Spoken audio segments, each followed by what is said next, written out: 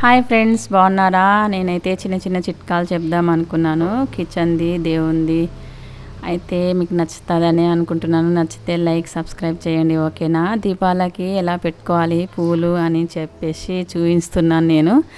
అయితే rubber band ఇలా పెట్టుకొని దీపాల చుట్టుపక్కల మొత్తం ఇలా పూలు పెట్టుకుంటే చాలా అందంగా, చాలా బాగుంటుంది దీపాలకి.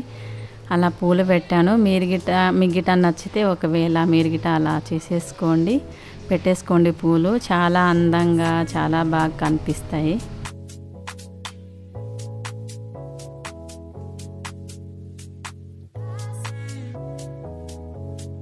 సీజర్ అయితే చాలా షార్ప్గా ఉండాలంటే మనం కట్ చేయాలన్నా షార్ప్ ఉండాలి కదా. అయితే సిల్వర్ పేపర్ ఉంటుంది కదా, సిల్వర్ పేపర్ తోటి అలా చిన్న చిన్న ముక్కలుగా అలా కట్ చేస్తుంటే సీజర్ అయితే చాలా షార్ప్గా ఉంటుంది, బాగుంటుంది. మనం ఏమన్నా బట్టలు కట్ చేయాలన్నా ఇంకేదన్నా కట్ చేయాలంటే కొద్దిగా సీజర్ పని చేయదు కదా. సీజర్ పని చేయాలంటే అలా కట్ చేసేసుకోండి, చాలా బాగుంటుంది, షార్ప్గా వస్తుంది సీజర్.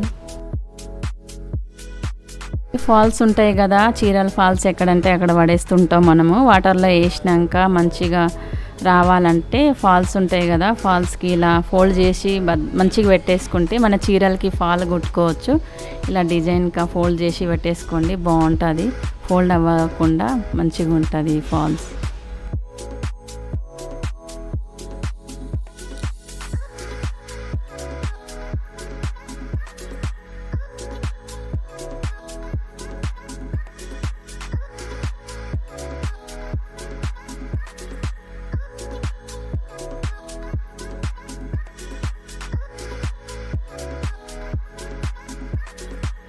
ఫైల్స్ ఉంటాయి కదా, ఆ ఫైల్స్కి అయితే జిప్పు మాటమాటిగా అది ఇరిపోతూ ఉంటుంది, పని చేయకుండా ఉంటుంది. మనం ఇలా గుంజాలి, తీయాలి, పెట్టాలి అంటే ఏదన్నా కీ చైన్ది లాకెట్స్ ఉంటాయి కదా, ఆ లాకెట్స్ తీసేసుకొని ఈ కీ చైన్కి జిప్కి అలా కీ చైన్ లాకెట్ అలా పెట్టేసుకొని అలా జిప్ తీయచ్చు, వేయచ్చు, బాగుంటుంది అని చెప్పేసి నేను లాకెట్ ఒక కీ చైన్ది లాకెట్ ఉంటే ఎక్స్ట్రా ఉంటే అది తీసుకొచ్చి ఆ జిప్కి అలా పెట్టాను నేను.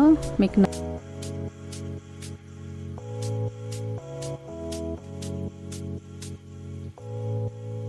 కొబ్బరి తురిమేది ఉంటుంది కదా, కొబ్బరి తురిమేది కొద్ది షార్ప్ లేకుండా ఉండకుంటే మనం సిల్వర్ పేపర్ మన దగ్గర ఉండేది, ఆ సిల్వర్ పేపర్ తోటి అలా అలా చేస్తే షైనింగ్ గిట వస్తుంది, బాగా షార్ప్ వస్తుంది. మీకు గిట నచ్చినట్టయితే ఆ సిల్వర్ పేపర్ తోటి అలా అలా చేసేసుకోండి. సిల్వర్ పేపర్ తీసేసుకొని అలా అలా రుద్దండి, రుద్దితే చాలా షార్ప్గా, చాలా షైనింగ్గా. జిప్ ఉంటుంది కదా, ఒక్కొక్కసారి పని చేస్తుంది, ఒక్కొక్కసారి పని చేయదు, ఫెయిల్ అవుతుంది. పిల్లలు ఏమైనా భద్రంగా పెట్టుకునే ఫైల్స్ ఉంటాయి కదా, దాని జిప్ పని చేయకపోతే మన దగ్గర ఏదైనా ఒక సోప్ ఉంటుంది కదా, ఆ సోప్ తీసేసుకొని జిప్కి అలా బాగా రుద్దితే మళ్ళీ జిప్ వేయడం, క్లోజ్ చేయడం చాలా బాగుంటుంది, ఓపెన్ చేయడం.